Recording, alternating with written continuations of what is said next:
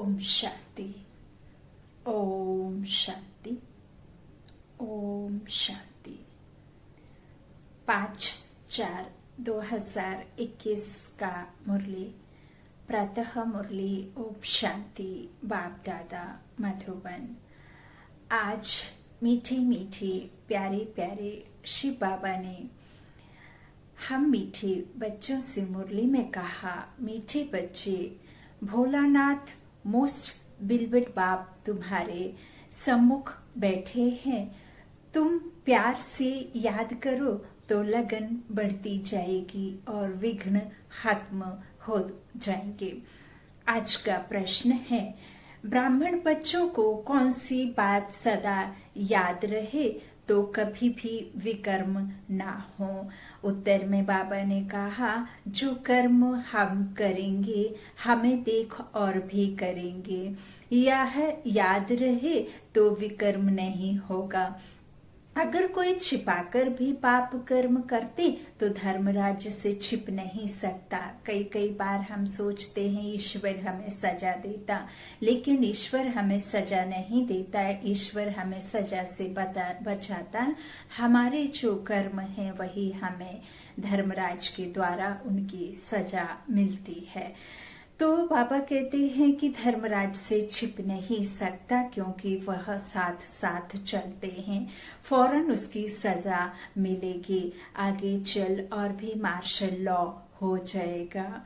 इस इंद्र सभा में कोई पतित छिप कर बैठ नहीं सकता। अब इंद्र सभा क्या है?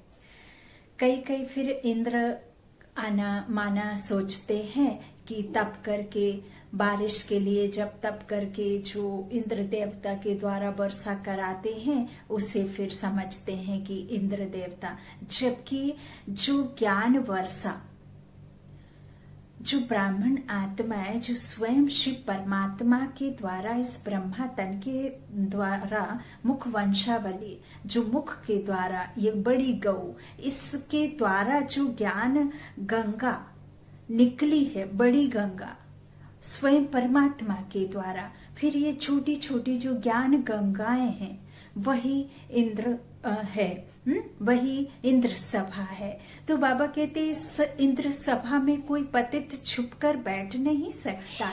गीत है भोलेनाथ से निराला। ओम शांति। मीठे मीठे रूहानी बच्चे जानते हैं कि अब रूहानी बाप हमको यह सृष्टि के आदि मध्य अंत का ज्ञान सुना रहे हैं। उनका नाम ही है भोलानाथ। बाबा कहते उनका आज का गीत सुना, भोलेनाथ से निराला। तो बाबा कहते हैं कि मीठे मीठे रूहानी बच्चे जानते हैं कि अब रूहानी बाप हमको यह सृष्टि के आदि मध्य अंत का जो ज्ञान सुना रहे हैं, तो उनका नाम ही है भोलानाथ। बाप बहुत भोले होते हैं, कितनी तकलीफ सहन करके भी बच्चों को पढ़ाते हैं, संभालते हैं। फिर जब बड़े होते हैं तो सब कुछ उनको दे खुद वानप्रस्थ अवस्था ले लेते हैं। जब ईश्वर परमात्मा हमें यह ज्ञान का नॉलेज पूरा करके और हमें जब कर्मातीत अवस्था और स्वर्ग का रास्ता, स्वर्ग का स्थापना जब पूरी परमात्मा के द्वारा हो जाती है, तो खुद तो वानप्रस्थ अवस्था में विश्राम के लिए चले जाते हैं। वो तो राजाई करते नहीं है ना, तो फिर वह वापस अपने शांति धाम, निर्वाण धाम में विश्राम के लिए चले जाते हैं और हम बच्चों को राजाई दे करके, है ना। तो कितना भोलानाथ है ना। तो बाबा कहते हैं सहन भी कितना करते हैं बाबा। हाँ, समझते हैं, फिर वानप्रस्थ अवस्था ले लेते हैं, समझते हैं कि हमने कर्ज जो फर्ज अदाई पूरी की, अब बच्चे जाने तो बाप भोले ठहरे ना। हाँ? बाबा कहते हैं यह भी अभी तुमको आप समझा, माँ बाप खुद समझाते हैं, क्योंकि खुद भोलानाथ हैं तो हद के बाप के लिए भी समझाते हैं कि वह कितने भोले हैं। बाबा कहते वह हुए हद के भोले, यह फिर है बेहद का भोलानाथ बाप। हद का पिता भी भल कितना भी परेशान हो, ना तो धूप गर्मी सर्दी कुछ भी नहीं, अपने बच्चों की पालना करने के लिए जितना मुश्किलात पा कर के भी उनको हर सुख देते हैं और हर सुख देने की पूरी मेहनत भी करते हैं। लेकिन वही है कि कर्म श्रेष्ठ माना जाता है, कर्म प्रधान माना जाता है। कई कई बार आपने देखा होगा ऐसी बहुत मुश्किल घड़ी आन पड़ती है जब एक पिता अपने बच्चों के लिए करता तो बहुत कुछ है और चाहता भी है, लेकिन कई बार स्थूल धन और स्थूल भौतिक सुख सुविधाएं होते हुए भी उसके बावजूद भी जब वो मुश्किल से बाहर ना आ पाए या कुछ ऐसा नहीं कर पाते हैं तो वह हमारा कर्म श्रेष्ठ बोला जाता है कि कर्म के आगे फिर कुछ भी जो है काम में नहीं आता। तो जितना आपके कर्म है उतना ही आपको मिलता है, चाहे वो सुख हो चाहे वो दुख हो। तो बाबा कहते हैं वह हुआ हद का, एक जन्म का देने वाला। इस जब तक आपका जीवन है, जब तक आपके लौकिक पिता का, शरीर रूपी पिता का आपके सर पर हाथ है, तब तक वो हर हाल में आपको और आपके लिए ही करेगा। तो यह हुआ हद का। फिर बाबा कहते हैं वह हुई हद की बातें, और यह फिर है बेहद का भोलानाथ बाप जो 21 पीढ़ी आधे कल्प के लिए देता है ना, तो यह बेहद की बात होती है। बाबा कहते हैं इस तरह से परम धाम से आते हैं पुरानी दुनिया, तो पुराने शरीर में इसलिए मनुष्य समझते हैं कि पुराने पतित शरीर में कैसे आना होगा।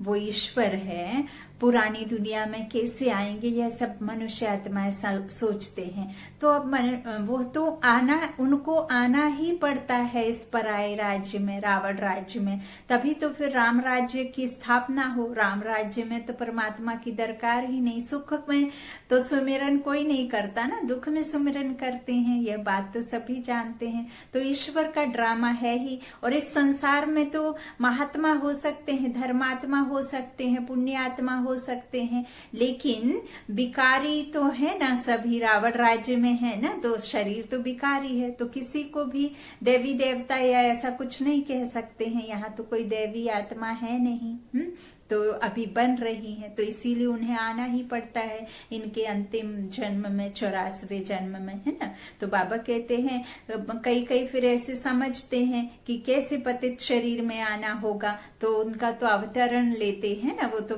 परायतन का आधार लेते हैं। तो बाबा कहते हैं ना समझने के कारण पावन शरीर वाले कृष्ण का नाम डाल दिया है, क्योंकि इस नॉलेज को जब तक हम यथार्थ रीति नहीं समझते, फिर आपने ये भी देखिए लकड़ी की बांसुरी बजाते हैं, बांस की बांसुरी बजाते हैं, तो वो तो कृष्ण जो है द्वापर में एक तो ला करके खड़ा कर दिया, और उसकी बांसुरी की धुन से कैसे मनुष्य आत्माएं पाप आत्मा से पुण्य आत्मा बन जाएंगी, कैसे उनकी जंग उतर जाएगी, कैसे वो कृष्ण की बांसुरी से। तो स्वयं यहाँ परमात्मा इस बात को भी क्लियर करते हैं कि मैं ज्ञान दाता और ज्ञान सागर परम पिता परमात्मा मैं हूँ, और इस कृष्ण की आत्मा के शरीर में आता हूँ। ये ब्रह्मा तन में आते हैं, जो ये आने वाले सतयुग की कृष्ण आत्मा।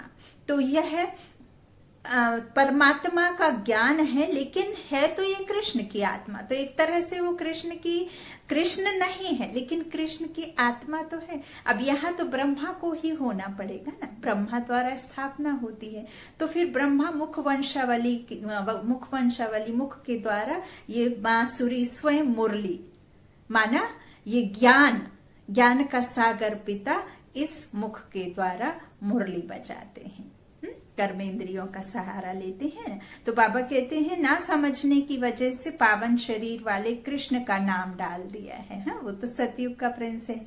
तो यही गीता, वेद, शास्त्र आदि फिर भी बनेंगे, वापस फिर भी बनेंगे ना। बाबा कहते देखो शिव बाबा कितना भोला है, आते हैं तो भी भाषणा ऐसी देते हैं जैसे कि बाप यहाँ ही बैठा है। हाँ? यह साकार बाबा भी भोला है ना, कोई दुपट्टा नहीं, कोई तिलक आदि नहीं, बल्कि साधारण बाबा तो बाबा ही हैं। बच्चे जानते हैं कितनी यह सारी नॉलेज शिव बाबा ही देते हैं और कोई की ताकत नहीं जो दे सके। दिन प्रतिदिन बच्चों की लगन बढ़ती जाती है। जितना बाप को याद करेंगे उतना बाप के साथ लव भी बढ़ेगा। बाबा कहते विल बेड मोस्ट बाप है ना सिर्फ अभी परंतु भक्ति मार्ग में तुम विल बेड मोस्ट समझते हो। लेकिन हम भक्ति में भक्ति तो होती है लेकिन शक्ति नहीं होती ना। हमें उस ईश्वर से प्रेम तो होता है लेकिन पहचान नहीं होती है। हम उसे चाहते तो हैं और हम जानते हैं कि माता पिता सब ऐसे गाते भी हैं भक्ति में कि गुरु तुम्हें माता पिता, तुम्हें बंधु सखा, तुम्हें विद्या द्रवणम, तुम्हें देवम मम देव देवा।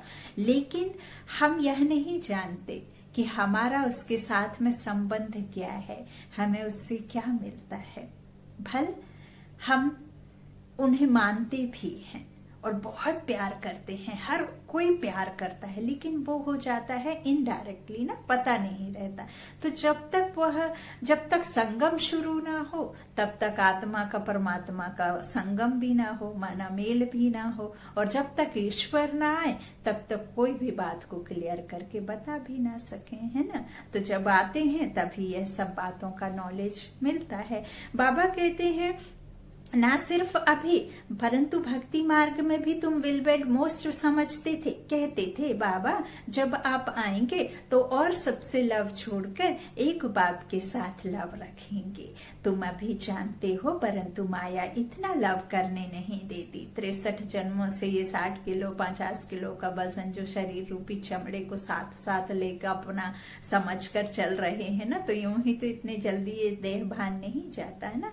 तो बाबा कहते हैं इस तरह से, परंतु माया लव नहीं करने देती ना। माया चाहती नहीं कि यह मुझे छोड़ बाप को याद करे। ये 5 विकार इसने, ये रावण राज्य में आकर इतने अधिक हमें जकड़ रखा है ना कि ये छोड़ते नहीं हैं और चाहते नहीं हैं कि ये बाप को याद करें। वह चाहती है कि देह अभिमानी हो, मुझे लव करें, 5 विकारों को लव करें।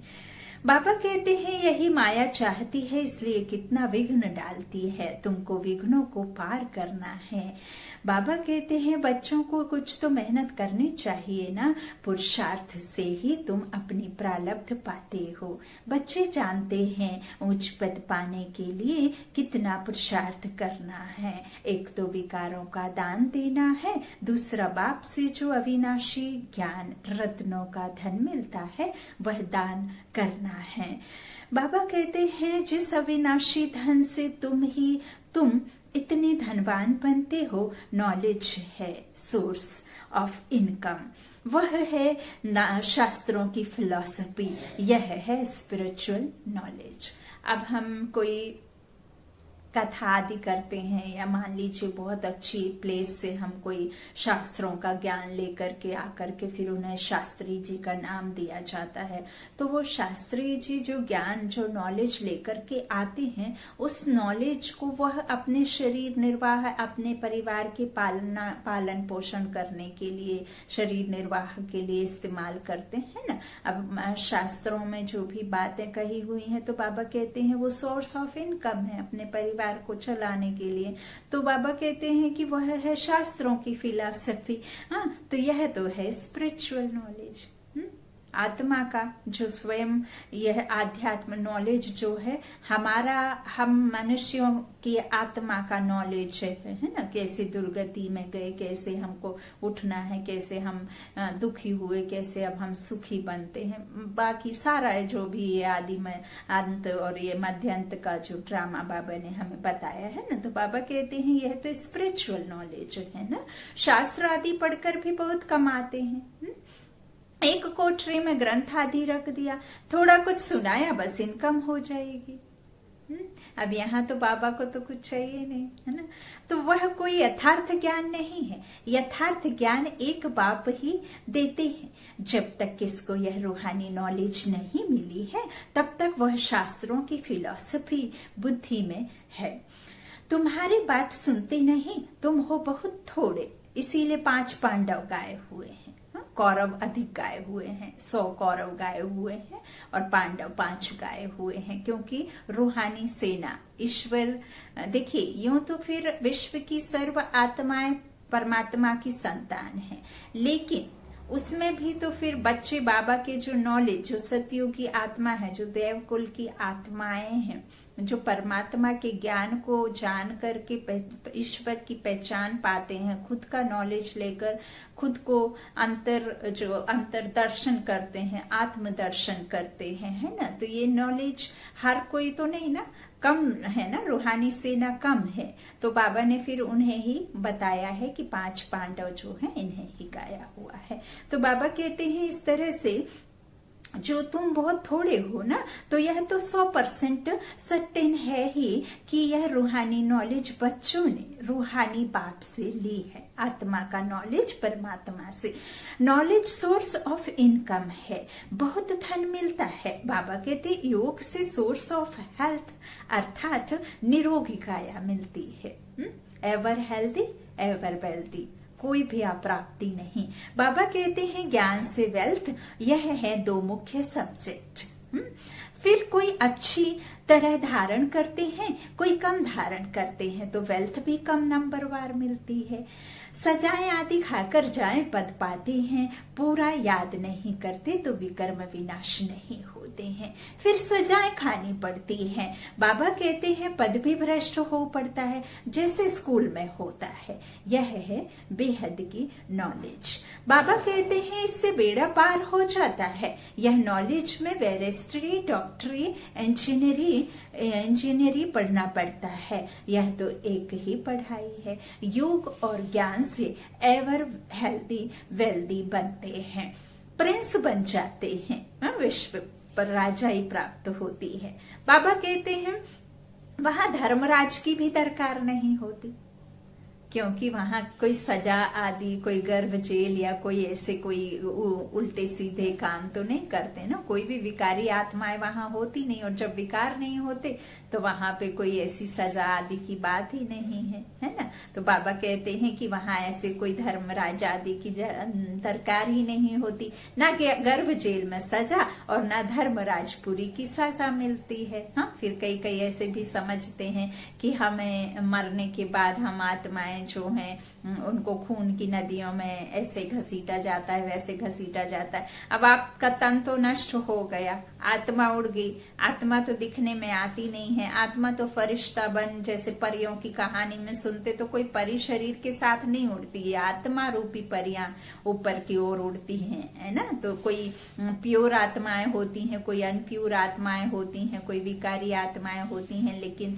जो है फिर प्रेत आदि बन जाती हैं। तो परियां किन्हें कहेंगे? जो प्योर होंगी ना, जो आत्माएं सर्वशक्तिमान पिता की मास्टर सर्वशक्तिमान आत्माएं, है ना। तो फिर वो परियां उड़ती हैं, शरीर तो यही विनाश हो जाता है। तो फिर वो जो ना दिखने वाली आत्मा को कैसे खून की नदियों में डालते होंगे, कैसी सजा?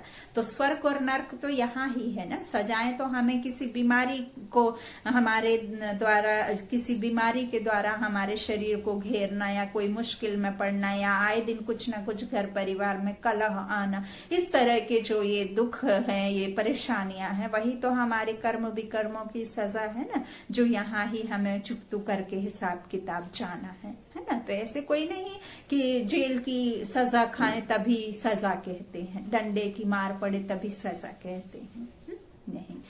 तो बाबा कहते हैं यहाँ तो गर्भ जेल में सजाएं खानी पड़ती हैं। तो इन सब बातों को तुम बच्चे ही अब समझते हो। बाकी शास्त्रों में, संस्कृत में श्लोक आदि मनुष्यों ने बनाए हैं। पूछते हैं सतयुग में भाषा कौन सी होगी? बाप समझाते हैं जो देवताओं की भाषा होगी वही चलेगी। बाबा कहते हैं वहां की जो भाषा होगी वह कहीं नहीं हो सकती। ऐसे हो नहीं सकता कि वहां संस्कृत भाषा हो। बाबा कहते हैं देवताओं और पतित मनुष्यों की एक भाषा हो नहीं सकती। वहां की जो भाषा होगी वही चलेगी, या पूछने का रहता नहीं है। बाबा कहते पहले कई कई फिर मैं ये जानवर पशु पक्षियों की योनियों के बारे में कई कई बार बाबा से क्वेश्चन करने लग जाते। तो बाबा कहते अरे अपने खुद को तो पहचान लो पहले, फिर पशु पक्षी को भी देख लेना। वो तो गली का कुत्ता भी कई बार आपने देखा होगा, स्ट्रीट डॉग को भी कोई यदि कोई बड़ा धनवान स्थूल धन से बहुत बड़ा आदमी कोई उसको लेकर के जाता है तो वो भी दूध मलाई खाता है और बिस्तर पर सोता है। और वो भी तो कुत्ते की भी तो कैसी स्ट्रीट डॉग से कितनी हाई फाई अच्छी लग्जरी लाइफ में जीने लग जाता है, एसी कार में घूमता है, हाँ वो जानवर होके, और घर में पंखे के नीचे बैठता है, एसी के रूम में बैठता है, अच्छा एक हाउस मिलता है, उसको शैम्पू से नहलाया जाता है। तो फिर अब ये थोड़ी उसके बारे में नॉलेज जानेंगे, पहले ये मनुष्य की जो दुर्गति हुई है इसका तो नॉलेज पूरा प्राप्त कर लो, फिर जानवरों का भी कर लेना, है ना। तो बाबा कहते हैं कई कई फिर पूछते हैं कि वहां की भाषा कौन सी होगी। तो बाबा कहते हैं यह पूछने का तो रहता नहीं है, पहले बाप से वर्षा तो ले लो, जो कल्प पहले हुआ होगा वही होगा, जो हुआ होगा वही होगा, पहले वर्षा ले लो, दूसरी कोई बात पूछो ही नहीं। अच्छा 84 जन्म नहीं है, 80 व 82 हूं, इन बातों को तुम छोड़ दो। बाप कहते हैं अल्फ को याद करो और वर्षा ले लो। बाबा कहते स्वर्ग की बादशाही बरोबर मिलती है ना, तो अनेक बार तुमने स्वर्ग की बादशाही ली है, चढ़ाई से उतरना भी तो है। अभी तुम मास्टर ज्ञान सागर, मास्टर ज्ञान सागर, मास्टर सुख का सागर बनते हो, तुम पुरुषार्थी हो, अभी पूरा नहीं हुआ। बाबा तो कंप्लीट है, बाबा तो अनप्योर नहीं है ना, बाबा तो एवर प्योर है, परे ते परे रहने वाला वो कौन है, परे ते परे पारलौकिक एवर प्योर परम आत्मा। तो वो तो इस दुर्गति में आते नहीं ना, तो बाबा कहते हैं वो तो है ही कंप्लीट, और जो कंप्लीट होगा वही तो नॉलेज देगा ना। अब मनुष्य तो अनकंप्लीट है, मनुष्य तो खुद ही इस कर्म विकर्म की गति में आता है, तो फिर वो कैसे नॉलेज देगा। हाँ वो तो अपनी ही नॉलेज देगा ना, जो कंप्लीट होगा वही तो नॉलेज देगा, तो वो है ही ज्ञान सागर ना। तो बाबा कहते और ज्ञान सागर हूं तो फिर मैं अपने पास ज्ञान रख करके भी तो कुछ नहीं करूंगा, मैं ज्ञान रख कर क्या करूंगा, अपने बच्चों को तो ही दूंगा ना। तो बाबा कहते हैं इस तरह से मैं तो कंप्लीट हूँ, बाप में जो नॉलेज है वह बच्चों में है, परंतु तुमको सागर नहीं कहेंगे। बच्चे बाप नहीं बन सकते ना, बाप तो एक ही होता है ना, तो सागर तो नहीं कहेंगे ना।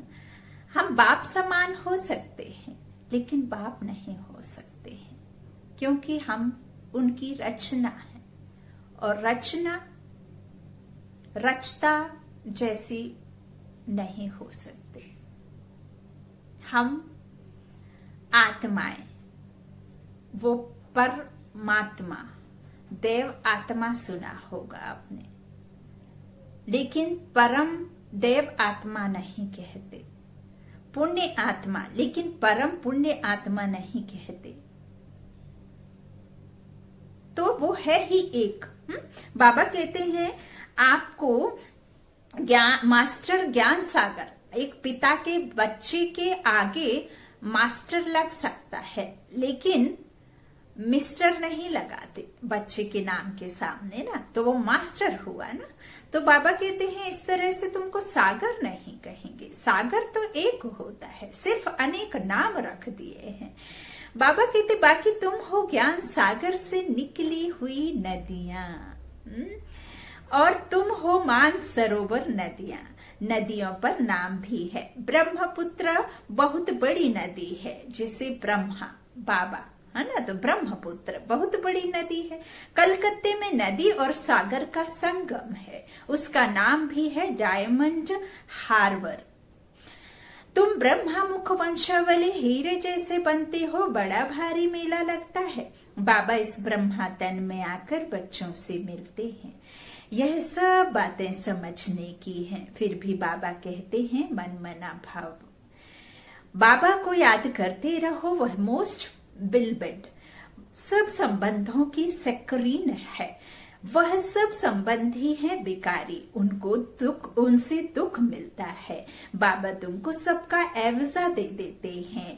बाबा कहते हैं और कोई इतना सुख नहीं दे सकते, कोई देते हैं तो अल्पकाल के लिए, जिसको ही सन्यासी कागविष्टा के समान सुख कहते हैं। बाबा कहते हैं दुख धाम में तो जरूर दुख ही होगा। तुम बच्चे जानते हो हमने यह अनेक बार पाठ बजाया है, परंतु हम उच्च पद कैसे पाएं? उनका फा रहना चाहिए। बहुत पुरुषार्थ करना है कि हम वहां फेल ना हो जाएं। अच्छे नंबर से पास होंगे तो उच्च पद पाएंगे और उनको खुशी भी होगी। बाबा कहते सब एक समान हो ना सके, जितना योग होगा। बहुत गोपिकाएं हैं जो कभी मिली भी नहीं, बाप से मिलने लिए तड़पती हैं। कई कई बंधेली माताएं हैं, कई कई परमात्मा कई जा नहीं पाती हैं, हाँ तड़पती हैं, लेकिन मिलन नहीं हो पाता है को। तो इस तरह से बाबा कहते हैं कई कई हैं गोपिकाएं। अब गोपिकाएं कौन? गोपी बल्लभ कौन? स्वयं गीता का भगवान शिव, और गोपिकाएं आत्मा। तो बाबा कहते हैं कई कई बहुत गोपिकाएं हैं जो कभी मिली भी नहीं है, बाप से मिलने लिए तड़पती हैं। साधु सन्यासियों के पास तड़पने की बात नहीं रहती है। बाबा कहते हैं यहाँ तो शिव बाबा से मिलने के लिए आते हैं। वंडरफुल बात है ना। बाबा कहते घर में बैठकर याद करते हैं, शिव बाबा हम आपके बच्चे हैं, आत्मा को स्मृति आती है। तुम बच्चे जानते हो हम शिव बाबा से कल्प कल्प वर्षा लेते हैं, हर 5000 वर्ष में। तो बाबा कहते हैं वही बाप कल्प के बाद आया हुआ है, बिछड़ा हुआ, हाँ बेहद का बाप हम बच्चों से मिलने आया है। तो देखने बिगर रह ना सके। आत्मा जानती है बाबा आया है। शिव जयंती भी मनाते हैं, परंतु जानते कुछ भी नहीं है। बाबा कहते शिव बाबा आकर पढ़ाते हैं या कुछ भी नहीं जानते। नाम मात्र शिव जयंती मनाते हैं, छुट्टी भी नहीं करते हैं। वर्षा जिसने दिया उसका कुछ महत्व नहीं, और जिसको वर्षा दिया कृष्ण को उसका नाम वाला कर दिया। तो यह भी तो भूल है ना। इस भूल का ही तो हम भुगतना भोग रहे हैं। बाबा कहते हैं नाम वाला कर दिया कृष्ण का, खास भारत को आकर हेवन बनाया है, बाकी सबको मुक्ति देते हैं, है ना। मुक्त अवस्था में आत्मा रहती है शांति धाम में, चाहते भी सब हैं। तुम जानते हो मुक्ति के बाद जीवन मुक्ति मिलती है। मुक्ति के बाद जीवन मुक्ति मिलती है। पहले तो आदि हमारा जो अनादि स्वरूप है, जहां से हम आत्माएं आते हैं निराकारी दुनिया से, पहले वहां ही जाना पड़े, फिर जीवन में आते हैं। अर्थात आदि में ड्रामा, जीवन तो होता है लेकिन मुक्त अवस्था में तो मुक्ति और जीवन मुक्ति। जीवन होते हुए भी मुक्त अवस्था महसूस करना, क्योंकि वहां हमें प्रारब्धि प्राप्ति ज्ञान की मिलती है, वर्षा मिलता है, उसका हम प्रैक्टिकल में फिर भोगते हैं सुख। और एक होती है मुक्ति, तो वह जो आत्माएं परम धाम में रहती हैं, फिर पिछाड़ी धीरे धीरे आती है नंबरवार अनुसार। तो बाबा कहते हैं इस तरह से जो बाप आकर माया के बंधन से छुड़ाते हैं ना। तो तुम जानते हो मुक्ति के बाद जीवन मुक्ति मिलेगी। बाप आकर माया के बंधन से मुक्त करती हैं। बाप को कहा जाता है सर्व का सदगति दाता, और ये इसीलिए फिर शिव की बारात भी गाई हुई है। भूत प्रेत सब जाते हैं ना। तो बाबा कहते हैं इस तरह से सबको मिलती है नंबरवार पुरुषार्थ अनुसार। बाप कहते हैं यह है पतित दुनिया, दुख धाम। बाबा कहते सतयुग में तुमको कितना सुख मिलता है। उनको कहते हैं बहिश्त। अल्लाह ने बहिश्त किस लिए रचा? बाबा कहते क्या सिर्फ मुसलमानों के लिए रचा? या अपनी अपनी भाषा में कोई स्वर्ग कहते हैं, कोई बहिश्त कहते हैं। तुम जानते हो हेवन में सिर्फ भारत ही होता है। यह सब बातें तुम बच्चों की बुद्धि में नंबरवार पुरुषार्थ अनुसार बैठी हैं। एक मुसलमान भी कहता था हम अल्लाह के गार्डन में गए। तो यह सब साक्षात्कार होते हैं, ड्रामा में पहले से ही नुधा हुआ है। बाबा कहते ड्रामा में जो होता है सेकंड पास हुआ, कहेंगे कल्प पहले भी हुआ था। तो क्या कल होना है यह पता नहीं है। ड्रामा पर निश्चय चाहिए जिसमें कोई फाना नहीं रहेगा। हमको तो बाबा ने हुक्म दिया है। हुक्म हुक्म चला रहा है ना। करण करावनहार पिता है ना। तो बाबा कहते हैं इस तरह से उन्होंने हमें, बाबा ने तो हुक्म दिया है, माँ में कम याद करो और अपने वर्षे को याद करो। खत्म तो सबको होना ही है, कोई एक दो के लिए रो भी नहीं सकेंगे। ऐसे जो होलसेल तरीके से मौत एक साथ आएगी, मच्छरों के माफिक, है ना। तो बाबा कहते हैं देखिए, फिर आप मानो या ना मानो, यह तो सच्चाई है ना। बाबा कहते हैं इस तरह से मौत आया और गया, रोने की फुर्सत नहीं रहेगी, आवाज ही नहीं निकलेगा। आजकल तो मनुष्य राख भी लेकर कितना परिक्रमा करते हैं। इसमें रखा ही क्या है, मिट्टी मिट्टी में मिल जाएगी। तन 5 तत्व का है तो 5 तत्व में मिलना है, वो भी एक अटल सत्य है ना। जन्म हुआ है तो मृत्यु तो अटल सत्य है। तो बाबा कहते हैं इस तरह से मिट्टी में मिल जाएगी, इससे भारत पवित्र बन जाएगा क्या। पतित दुनिया में जो काम करते हैं पतित ही करेंगे। हाँ, दान पुण्य आदि भी कराते आए हैं, क्या भारत पावन बना है? क्या यज्ञ रचा तो यज्ञ से पावन बन गया? और ना जो या इस संसार का दुख का कारण जो है, यदि वो कारण ही हम नहीं जान पाए और उस दुख का कारण को खत्म ना कर पाए तो इस विश्व पर शांति कैसे होगी? क्या स्थूल चीजों को हवन सामग्री बना करके उन स्थूल चीजों का दान या उस चीजों को जला देना अग्नि में, क्या उससे इस विश्व पर शांति होगी? जबकि हम आत्माओं की विकारों की वजह से इस संसार में दुख हुआ है। तो किसका दान देना होगा, किसकी आहुति देनी होगी, किसको योग अग्नि में या इस रुद्र ज्ञान यज्ञ में जलाना होगा? विकारों को ही तो जलाना होगा, जिससे दुख हुआ है उसी की तो खात्मा करना होगा, तभी तो फिर विश्व पर शांति होगी। तो बाबा कहते हैं इसमें फिर जो दान पुण्य आदि करते आए हैं तो क्या भारत पावन बना है? सीढ़ी उतरनी ही है। सतयुग में सूर्यवंशी बने 16 कला संपूर्ण, फिर सीढ़ी उतरनी पड़े तो 14 कला आए, तो धीरे धीरे गिरते हैं। तो भल कितना भी यज्ञ तप आदि करें फिर भी दूसरे जन्म में अल्पकाल का फल मिलता है। बाबा ने यहाँ हमें ब्राह्मण सो फरिश्ता सो देवता, फिर पूज्य पुजारी, फिर जो हमें शूद्र वैश्य की जो बताई है ना, तो रियलिटी तो बाबा ने यहाँ आकर के बताई है ना कि किसे हम चंद्रवंशी, सूर्यवंशी और फिर शूद्र और वो सब वैश्य कहते हैं ना। तो बाबा ने यहाँ वो 4 वर्णों का भी तो विस्तार से भी हमें बताया है ना, कि हम बिल्कुल ही जब गिर जाते हैं तो वैश्य उसमें आ जाते हैं, फिर बाबा वापस हमें इस संसार में जब संगम युग होता है तो फिर वापस बाबा ब्राह्मण बनाते हैं, है ना, श्रेष्ठ अवस्था। तो बाबा कहते हैं इस तरह से सीढ़ी तो उतरनी है ना, फिर सीढ़ी उतरनी पड़े, धीरे धीरे गिरते हैं। भल कितना भी यज्ञ तप आदि करें फिर भी दूसरे जन्म में अल्पकाल का फल मिलता है। हम दान करते हैं, पुण्य करते हैं तो कोई बड़े रॉयल फैमिली में जन्म ले लेंगे, लेकिन 21 जन्मों के लिए तो नहीं जन्म लेंगे ना। आना तो इसी विकारी दुनिया में पड़ेगा ना, है इस रावण राज्य में। तो बाबा कहते हैं फिर इस तरह से ऐसा तो नहीं है ना, दूसरे जन्म में फिर अल्पकाल का फल मिलता है। तो कोई बुरा कर्म करता है तो उसका भी एवजा उसको मिलता है। बेहद का बाप जानते हैं, बच्चों को पढ़ाने आए हैं। बाबा कहते तन भी साधारण लिया है, कोई तिलक आदि लगाने की दरकार नहीं है।